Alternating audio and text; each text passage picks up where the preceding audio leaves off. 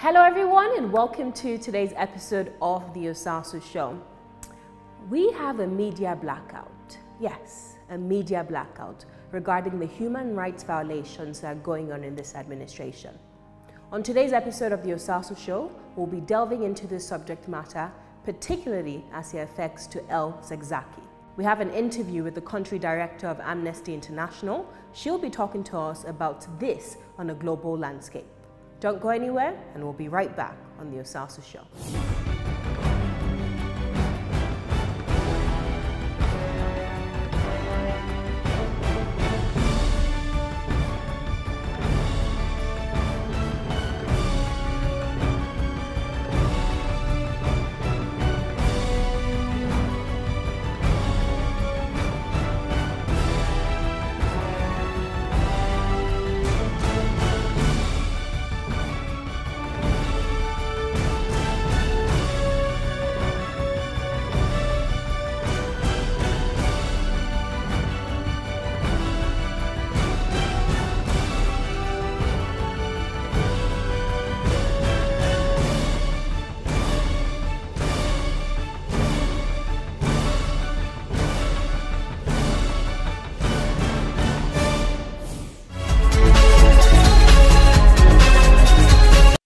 Abia State Governor Dr. Kezikpaz was charged the new head of service of the state, Sir Onye-Wama, to be effective and productive in the discharge of his duties. Speaking at the swearing-in of the new HOS at the Executive Council chambers in Government House, Umuahia, Governor Ikpeazu said that his administration is determined to work very hard to ensure the development of the state. It therefore charged the newly sworn-in HOS and 3 permanent secretaries to be effective and productive to ensure that his administration's objective is achieved. In his response, the new HOS, Wama, thanked the governor for the confidence reposed on him and promised to be effective and productive as charged by the governor.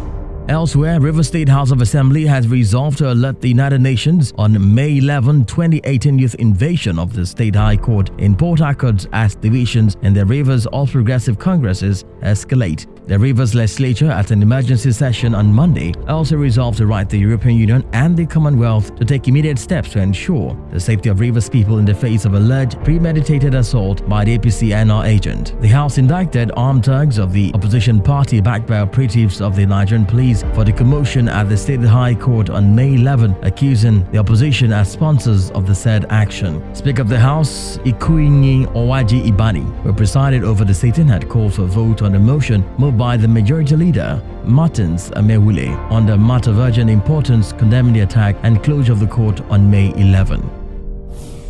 Staying with legal matters, the Court of Conduct Tribunal has discharged Sylvester Nguta, the Supreme Court judge standing trial for alleged false asset declaration. The judge was first arraigned before the CCT last year on an 8-count charge bordering on false asset declaration. After sitting on Tuesday, the two-man panel who gave the judgment therefore quashed the charges and discharged the judge. A federal high court in Abuja had earlier freed the judge of corruption charges against him. Nguta is one of the federal judges whose residence in the Department of State Service claimed it uncovered huge sums of money in various denominations. The Kogi State High Court seated in Lokoja on Wednesday granted bail to the lawmaker representing Kogi West, Senator Dino Milai, in the sum of 10 million naira. Presiding Judge and Chief Justice of the state, Nasira Jana, granted the lawmaker bail based on his health challenge. He, however, ordered that the international passport of the shorty be domiciled with the court. Senator Milai is being charged by the police for allegedly arming deadly criminal gangs and convening a political rally that ended with the death of at least one attendee. Nigeria's Consumer Price Index, which measures inflation, eased for the 15th straight month in April, slowing to 12.5% from a year earlier, compared with 13.3% in March. The National Bureau of Statistics announced this in its monthly CPI data released on Tuesday in Abuja. The data stated that the percentage change in the average composite for the 12-month period ending April 2018 over the average of the CPI for the previous 12-month period was 15.20%, showing 0.40%. The rate is even further below the benchmark interest rate of 14%, where policymakers have kept it since July 2016 to fight price growth and support an economy that contracted in 2016. Away from legal matters, The National Assembly has increased the size of the 2018 budget to 9.120 trillion naira from 8.612 trillion naira. The details of the budget were listed on the order paper available at the Senate. The budget was laid by Danjuma Aguje, chairman of the Senate Appropriation Committee. Yusuf Lasson, Speaker of the House, who presided over Tuesday's session, said the lawmakers will consider and pass the budget on Wednesday or Thursday. Here are some of the differences as seen on the order paper. For the debt service, federal government proposed 2.01 trillion naira and it was changed to 2.20 trillion naira. For statutory transfer, federal government had 456 billion naira while it was changed to 530 billion naira. In maturing loans, the federal government proposed 220 billion naira and it was changed to 190 billion naira. The recurrent expenditure was 3.49 trillion naira and it was changed to 3.51 trillion naira. And capital expenditure went for 2.42 trillion naira but was however changed to 2.86 trillion naira. The African continent has been described to be slow in converting its natural resources endowment to tangible development outcomes following weaknesses in governance. According to the 5th edition of the African Governance Report published by the United Nations Economic Commission for Africa, good governance of natural resources in Africa requires institutions that have both the proper mandate and capacity to manage resources efficiently. The report added that they also require the capabilities to formulate, implement, and enforce sound policies and regulations. Abdallah Hamdok, ECA Deputy Executive Secretary and Chief Economist, said although natural resources had become a central activity on the continent, there remain serious challenges to achieving sustainable and inclusive growth with value-added outputs.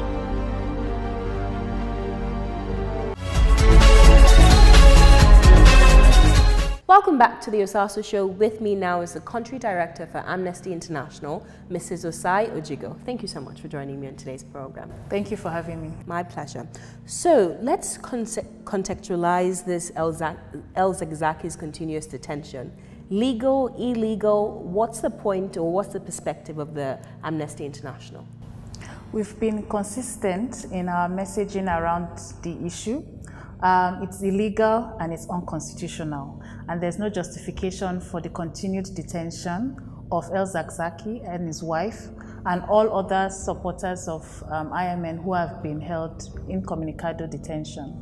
And we feel that the authorities actually owe it to the Nigerian people that they are respecting the rule of law by ensuring that the court order which has specifically requested for his release is respected. That's an interesting perspective. On May 15th, 2018, El-Zakzaky was brought to court in Kaduna and was charged for the charges you just mentioned of murder.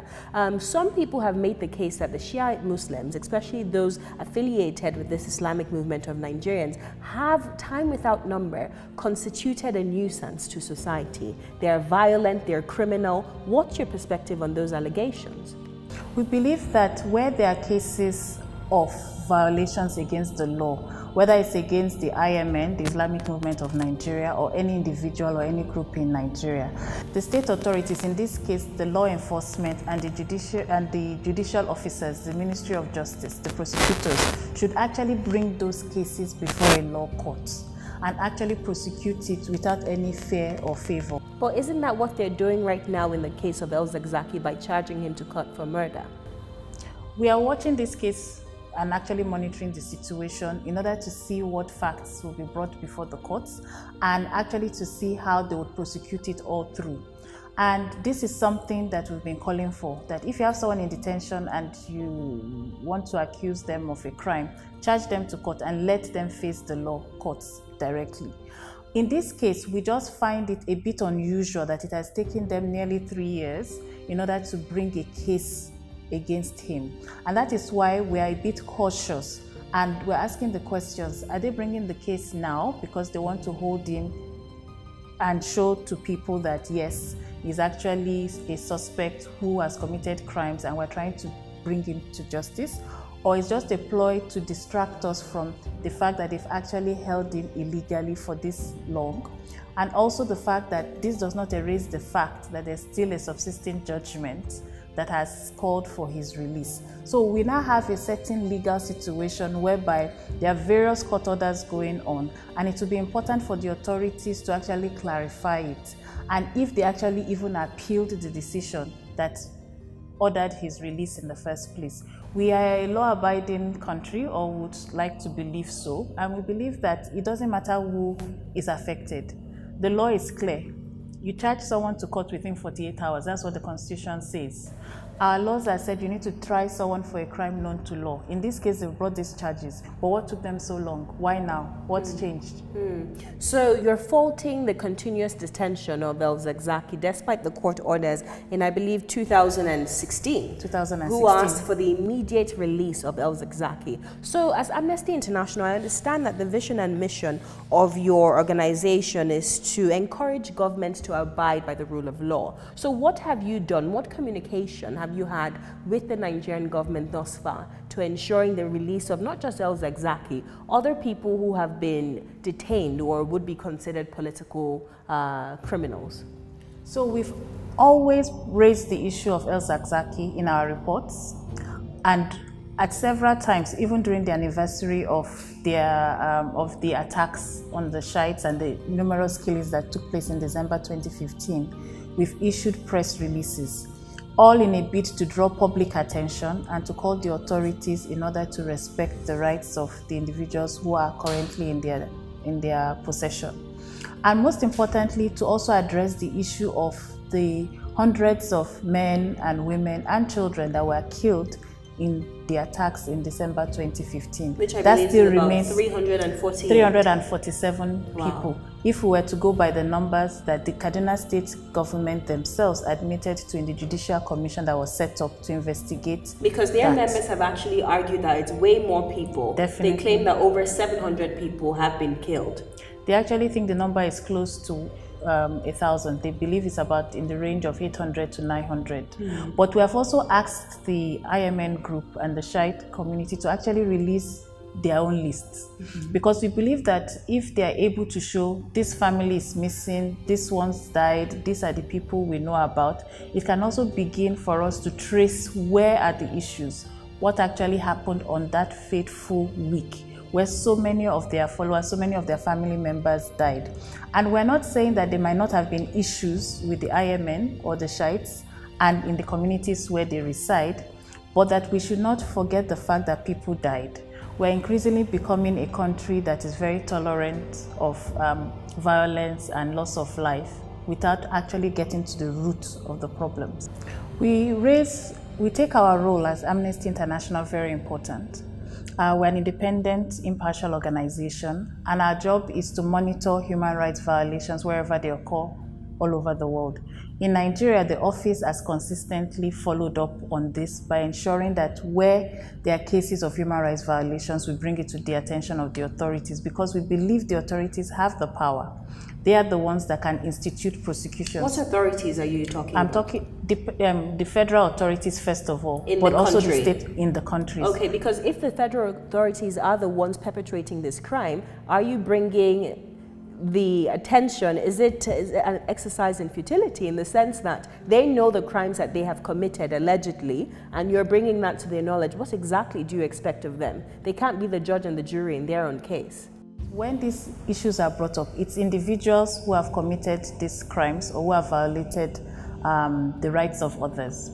And the system, the court system is such that you can actually bring those cases in the court, regardless of who is affected.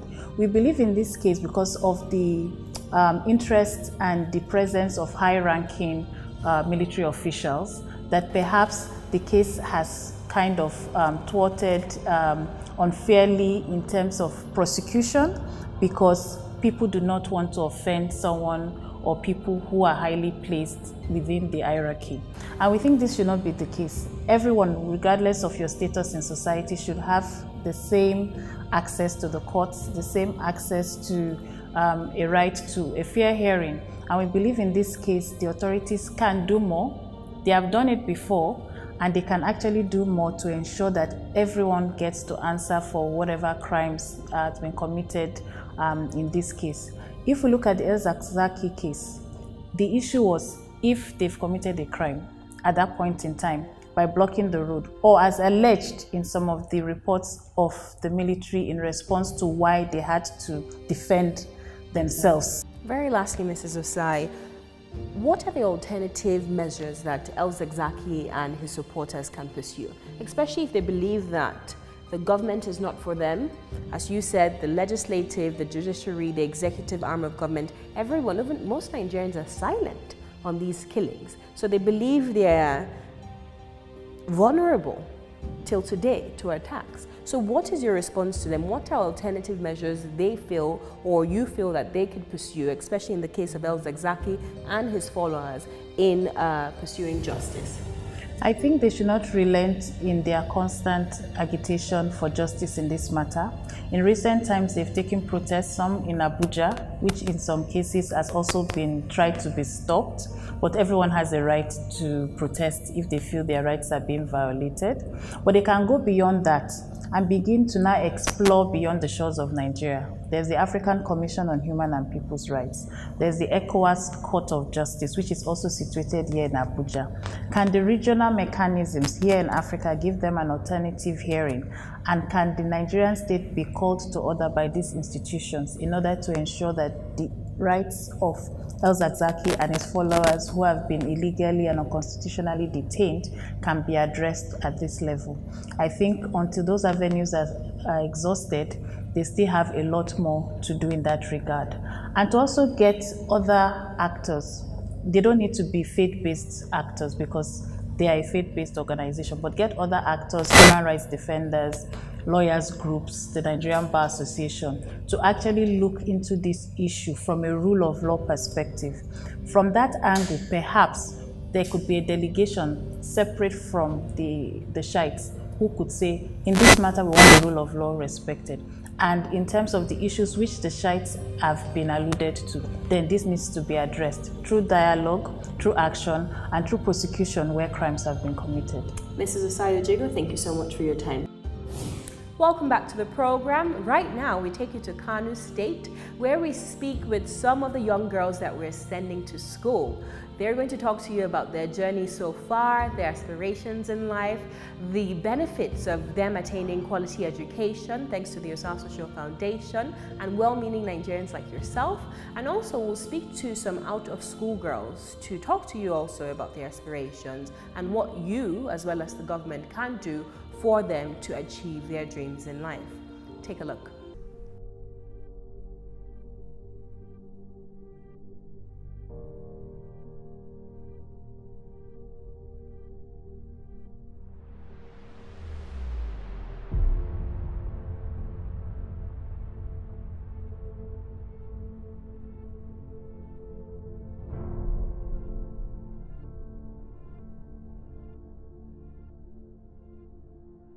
Kina zuwa makaranta? A'a. Me yasa? Ba biya kuɗin babana ba. Babanki yana aiki da? A'a. Me yasa? An kore shi daga aiki. Yayi laifi ne? A'a. Haka kawai? Eh. Yanzu me kike yi? Ba komai, ina sayar da mama na fiye wata. To, in za ta maka miki ki je makaranta za ki je? Eh. To, me kike so ki zama in kin girma? Ina zama likita. Kina so ki zama likita? Eh.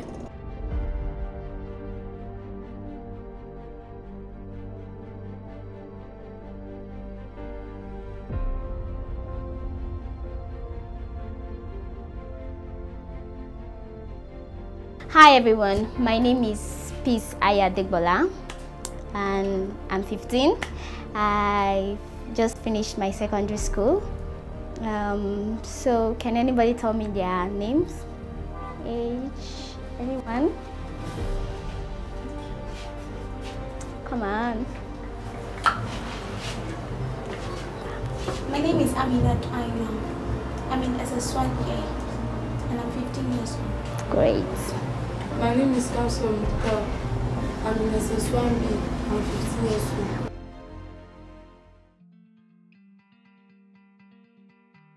They are enjoying the scholarship from Osasu, and even the parents are enjoying it, and the students are well understood because they provide them with teaching materials and learning materials too. Osasu, we think, are very, very good. The government should put more efforts, especially a lot of our buildings. The storm has damaged a lot of our own schools in the rural areas.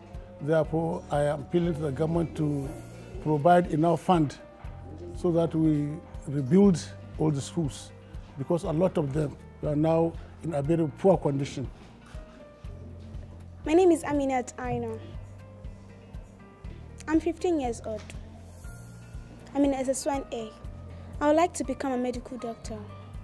My name is Blessing Samuel Asen. I am in JSS 2B. I am 13 years old. I like to be a dancer and a musician.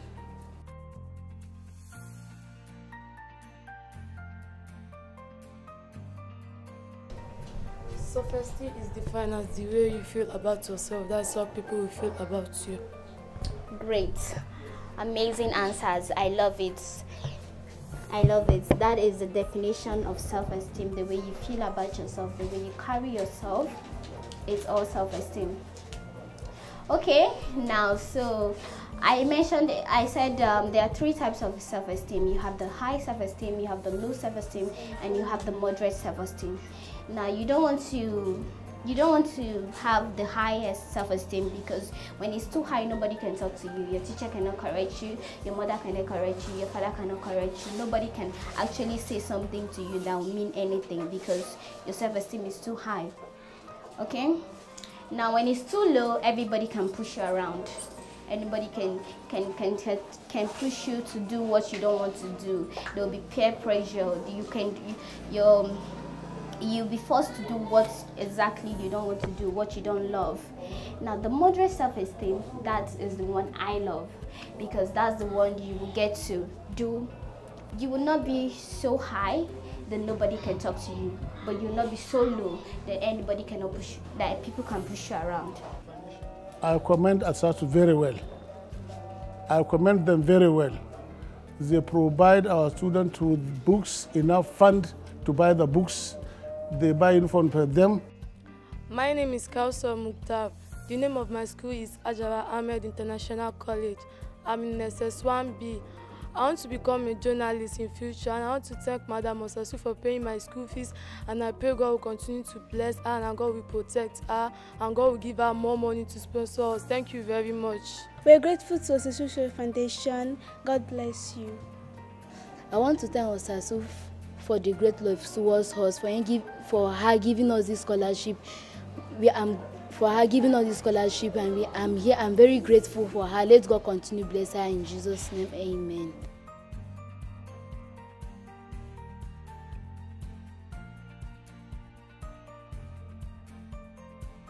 These are the students of Hajara International School who are currently enjoying the scholarship of the Osasu.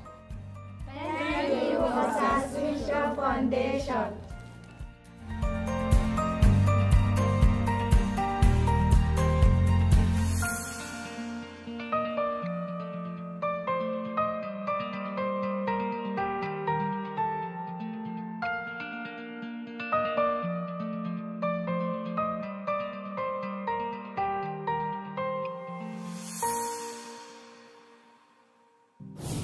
That's it for today's program of the Osasu Show. To watch extended clips from these segments, you can visit our website, tostvnetwork.com.